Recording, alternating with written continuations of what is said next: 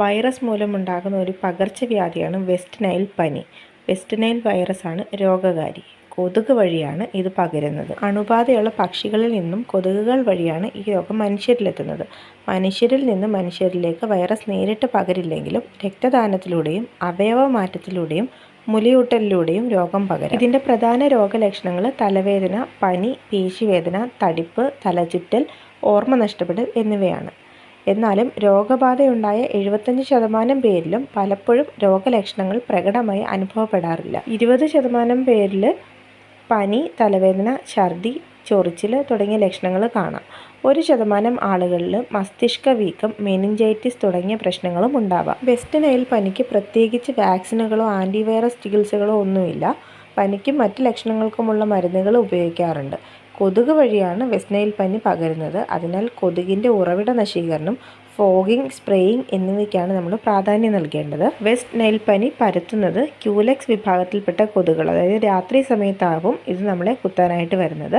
മലിനജലത്തിലാണ് ഇത് വളരുന്നത്. അതിനാൽ തന്നെ മലിനജലം കെട്ടി നിൽക്കുന്ന സാഹചര്യങ്ങൾ ഇല്ലാതാക്കാനായിട്ട് പ്രത്യേകം ശ്രദ്ധിക്കണം. ഇതോടൊപ്പം ഓടകൾ, സെപ്റ്റിക് ടാങ്ക്, ബെൻ പൈപ്പ് എന്നിവയുടെ ചോർച്ചകൾ ഇല്ലാതാക്കുക.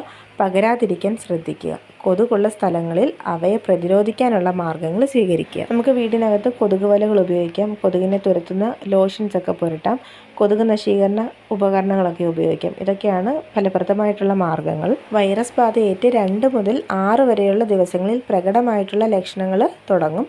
14 ദിവസം വരെയും ലക്ഷണങ്ങൾ ഇല്ലാതിരുന്ന കേസുകൾ റിപ്പോർട്ട് ചെയ്തിട്ടുണ്ട്. 2-3 ആഴ്ച കൊണ്ട് രോഗം പൂർണ്ണമായിട്ടും ഭേദമാകും. എന്നാൽ രോഗം മൂലം ശരീരത്തിലുണ്ടായ ക്ഷീണം മാറാനായിട്ട് മാസങ്ങൾ വേണ്ടി വന്നേക്കാം. ഏത് പ്രായത്തിലുള്ളവരിലും വൈറസ് ഉണ്ടായേക്കാം. എന്നാൽ 60 വയസ്സിന് മുകളിലുള്ളവർ, ഡയബറ്റിസ്, ക്യാൻസർ, രക്തസമ്മർദ്ദം, കിഡ്നി രോഗബാധിതർ തുടങ്ങിയ പ്രതിരോധം കുറഞ്ഞ ആർക്കും വൈറസ് ബാധ ഗുരുതരമാകാൻ സാധ്യതയുണ്ട്.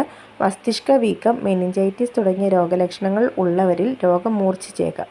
ഇത് മരണത്തിലേക്ക് വരെ നയിച്ചേക്കാം. എന്നാൽ കണക്കുകൾ പ്രകാരം വെസ്റ്റ് നൈൽ പനി ബാധിച്ചുള്ള മരണനിരക്ക് വളരെ കുറവാണ്. സംശയാസ്പദമായ ലക്ഷണങ്ങൾ കണ്ടാലുടൻ ചികിത്സ തേടുക.